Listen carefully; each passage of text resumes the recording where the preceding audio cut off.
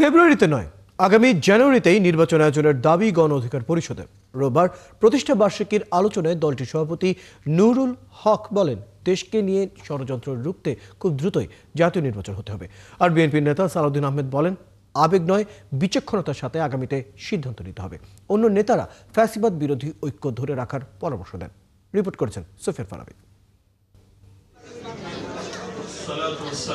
গণ অধিকার পরিষদের চতুর্থ প্রতিষ্ঠাবার্ষিকীতে দেশের বিভিন্ন প্রান্ত থেকে আসেন দলটির নেতাকর্মীরা। আলোচনা অনুষ্ঠানে যোগ দেন বিভিন্ন দলের নেতারাও। তারা বলেন, বিগত দিনে একসঙ্গে লড়াই সংগ্রামের ফলে অভ্যুত্থানের পর রাজনৈতিক দলগুলোর মধ্যে ঐক্য তৈরি হয়েছে। নায়াসিনামাইড ও স্যালিসাইলিক সমৃদ্ধ লিলি ফেস ওয়াশ, যা ফেসের ডেড স্কিন সেল দূর করে দেয় দ্বিগুণ ফাস্টার ব্রাইটেনিং। দেশে এবং ভেতরের নানান এজেন্সি ক্রিয়াশীল হবে।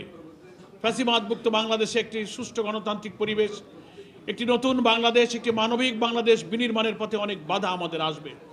সেজন্য রাজনৈতিক মত পথের ভিন্নতা থাকা সত্ত্বেও আমরা যেন দেশ গঠনের মেজর ইস্যুতে যেন আমরা জাতীয় ঐক্যমত থাকতে পারি। এত কষ্টের মধ্যে আমরা দিনগুলো অতিক্রম করেছি, এখানে আমাদের কিছু কমন ফিলিং চলে আসছে আমাদের মধ্যে। এটাই হচ্ছে বাংলাদেশের ভবিষ্যৎ।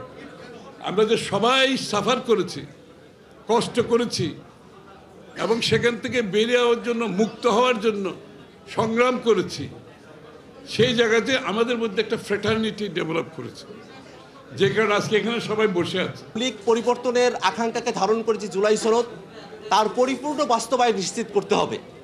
জুলাই সনদের পরিপূর্ণ বাস্তবায়ন ছাড়া এই সংকট থেকে উত্তরণের আমাদের হাতে এখন আর কোনো উপায় নেই।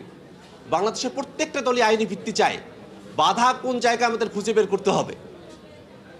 যদি কারো দলীয় স্বার্থের কারণে জুলাই সনদের আইনি ভিত্তি দেওয়ার জায়গায় কোনো বাধা তৈরি হয়, সেই দলের সঙ্গে কথা বলে তাদের দলীয় স্বার্থের জায়গা থেকে তাদেরকে বিরত থাকার আহ্বান জানাতে হবে।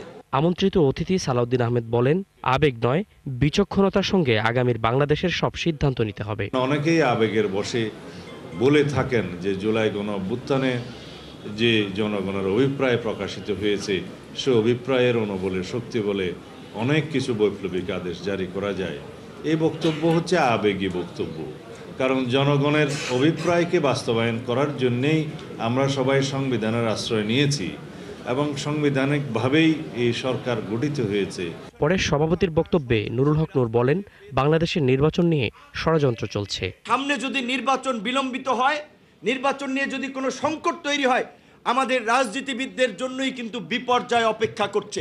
সময় মতো নির্বাচন না হলে বাংলাদেশের রাজনীতির আকাশে আবারও কালো মেঘ জমে যেতে পারে বলে আশঙ্কা গণ অধিকার পরিষদের সভাপতির। সংস্কারের পরিষ্কার রূপরেখা। সুফিয়ান ফারাবী, ৭১, ঢাকা।